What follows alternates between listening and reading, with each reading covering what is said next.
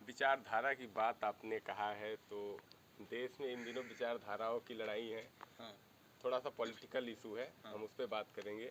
एक विचारधारा गांधीवादी है और एक गोडसेवादी है। तो आप कौन सी विचारधारा को मानते हैं? देखिए, मैं इस लड़ाई झगड़ा में नहीं पड़ना चाहता हूँ कि गांधीवादी क्या है और गोडसेवादी क्या है। सही बताऊँ तो गोडसे भी गांधी से ही था। गोडसे भी पहले गांधी को मानता था, बाद में ठीक है, गांधी को अगर गोडसे मार देता है तो इसका मतलब ये नहीं कि गांधी अलग और गोडसे अलग हो गया। गांधी और गोडसे बिल्कुल अलग नहीं है। लोग मानते हैं, उनका अलग मानना है, मेरा अलग मानना है। मेरा मानना ये है कि आज का जो सामाजिक परिप्रेक्ष्य है उसमें अगर हम दोनों लोग को अलग अलग करके चलेंगे तो ये भारत को पीछे ढकेलने का काम होगा। क्योंकि गांधी और गोडसे के टॉपिक पर लड़ने के बजाय क्यों ना हम पढ़ने पर फोकस करें, क्यों ना हम एक बेहतर मानव संसाधन बनाने को तैयार करें। गोडसे कौन था? गोडसे की जब आप बात करेंगे कोर्ट में, उसने बहुत लंबा चौड़ा स्पीच दिया था, उसको लिख करके रखा हुआ है, बहुत सारे आरएसएस के लोगों ने अपनी किताबों में संकलित किया हुआ है। आप उसमें देखेंगे उसने कहा है कि मैं गांधी जी को बहुत मानता था, लेकिन उन्होंने मुस्लिमों को इतना सहयोग दिया, जो भी किया उसका अर्थ यही निकलता है, इसलिए मैंने गांधी जी को मार दिया। उसमें गोडसे की गलती थी ही नहीं।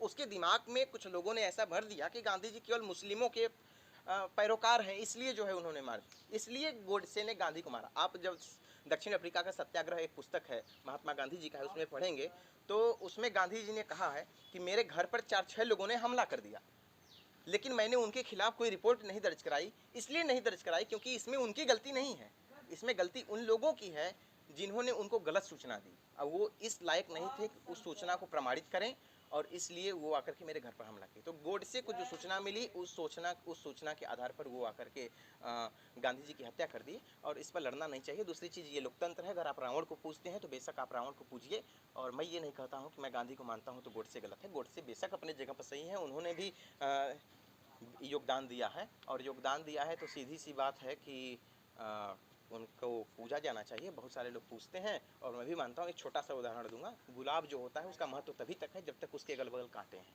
ठीक ना।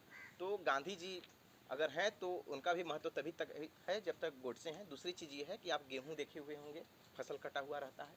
अगर गेहूँ की बालियाँ ढेर सारी बिखरी हुई हैं तो थोड़ा सा भी हवा चलेगा तो वो उड़ जाएगा। गांधी जी वहाँ पर आते हैं, वो गेहूं की बालियाँ जो कि भारत की जनता थी उसको रस्सी से बांध देते हैं। वो रस्सी कोई और नहीं, गांधी जी थे, ठीक ना। उन्होंने लोगों को बांधा। गोडसे भी क्या थे?